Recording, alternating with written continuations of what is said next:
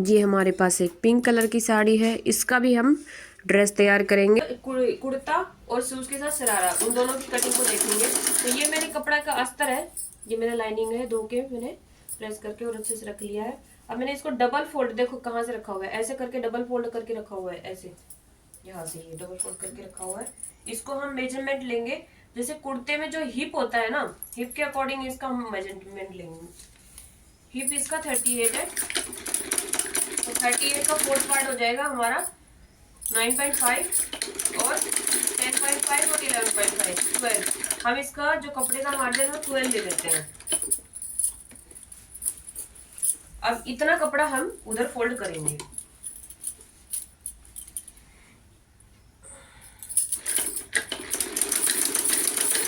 ये हमने फोल्ड कर लिया।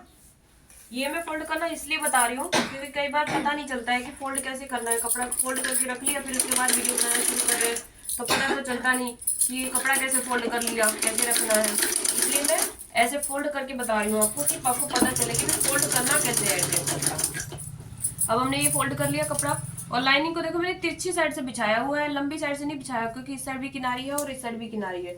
तो नीचे का जो पोर्शन होता है ना, नीचे जो जाएगा वो किनारी में चला जाएगा, तो हमें मोड़ने की जरूरत नहीं पड़ती है फिर बाद में। तो हम यहाँ से कंधे का शुरू करेंगे। जो इनका नाप है वो है, सीना 36 है, कमर 32 है, हिप 38 है, और पीछे का गला जो इनका है वो 10 है। मतलब ये गला आ गया डीप में, और सीना इनका 36 है। तो इस हिसाब से ये आएगा, इनका कंधा 5.5 का बैठेगा। हमारे जो कुर्ते की जो लेंथ तैयार करनी है हमें, वो 32 करनी है। तो 32 यहाँ से हम इसका लेंथ लेंगे 32। देखो 32 है ना ये लेंथ, लेकिन 32 हमें एडजस्ट पूरा नहीं लेना होता, इससे 1, 2 और 3 इंच कम लेंगे। तो हम इसको 29 पे रखेंगे। लाइनिंग का सूट जब भी आप सिलाई करते हो तो इस चीज का ध्यान रखना कि कुर्ते की जितनी लेंथ होती है उससे 3 इंच का कम करेंगे। 32 तैयार करना है कुर्ता, तो इसे 3 इंच कम कर लो। नीचे हमें मोड़ना नहीं है क्योंकि हम किनारी छोड़ रहे हैं, इसलिए पूरा पूरा ले लो, ये एडजस्ट जितना चाहिए उतना को उतना ले लो। यहाँ से हम लेंथ का निशान लगा देते हैं, यहां से हम शुरू करेंगे कंधे का निशान लगाना। ठीक है, ये हमारी लेंथ हो गई, ये हमारा नीचे का हिस्सा हो गया, यहाँ से हम कंधे लगाएंगे। अब कंधे कैसे लगाएंगे, जो सीना इनका है वो 36 है, और इनका पीछे का गला जो बनेगा वो 10 बनेगा, मतलब डीप में आ गया। डीप के हिसाब से इनके कंधे बैठेंगे 5.5। ये जो कंधे का जो हिसाब होता है वो आप उस चार्ट में देखना, उस चार्ट को समझना, नहीं समझ में आया तो मेरे से पूछना। ठीक है, एक निशान मैं यहाँ पे लगाऊंगी, ये मेरे कंधे हो गए।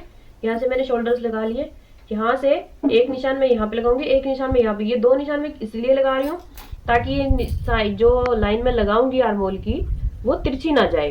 ठीक है, यहाँ से मैंने ये किया आर्मोल का निशान। इनका आर्मोल मैं रखूंगी 6, क्योंकि मैंने इनकी बॉडी से मेजरमेंट किया है। आर्मोल को आपको हमेशा बॉडी से मेजरमेंट करना पड़ेगा। ठीक है, अब हम लगाएंगे सीने का निशान। ये जो लाइन लगी है, इनका जो सीना है वो 36 है, तो 36 का 4th पार्ट हम करेंगे, 9 आएगा।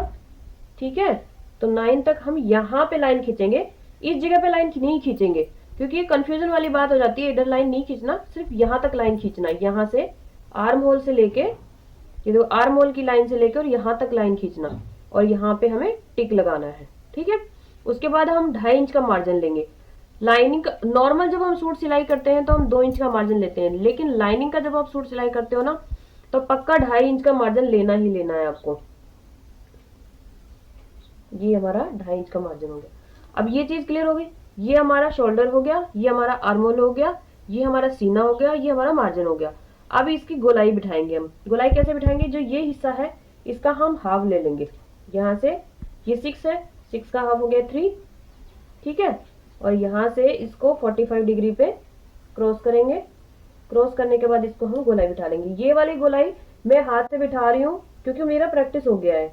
आपको शेपर का यूज करना है और शेपर से बिठाना है। ये हमने यहाँ पे गोलाई बिठा दी, ये गोलाई हो गई हमारी।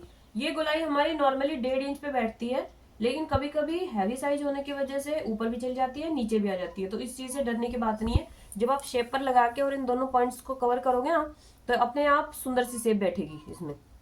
ठीक है, अब हम यहाँ से इनका जो सीना है वो है 36, तो 36 का हम फोर्थ पार्ट लेंगे। 36 का फोर्थ पार्ट हमारा हो जाएगा 9, और 9 के बाद हम 2.5 इंच का मार्जिन ले लेंगे यहाँ से। सीने का क्लियर हो गया।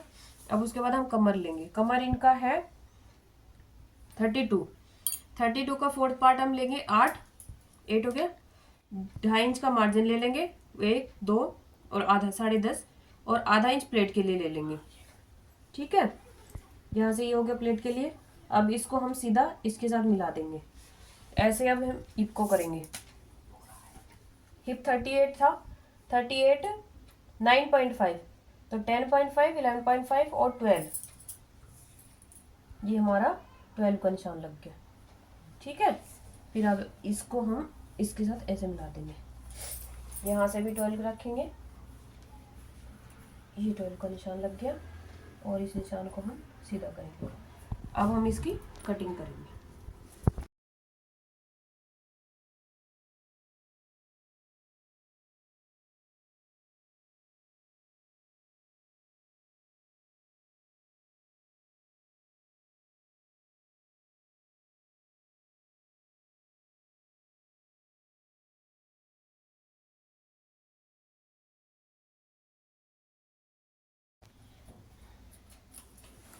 हमारे कुर्ते की ये कटिंग हो गई।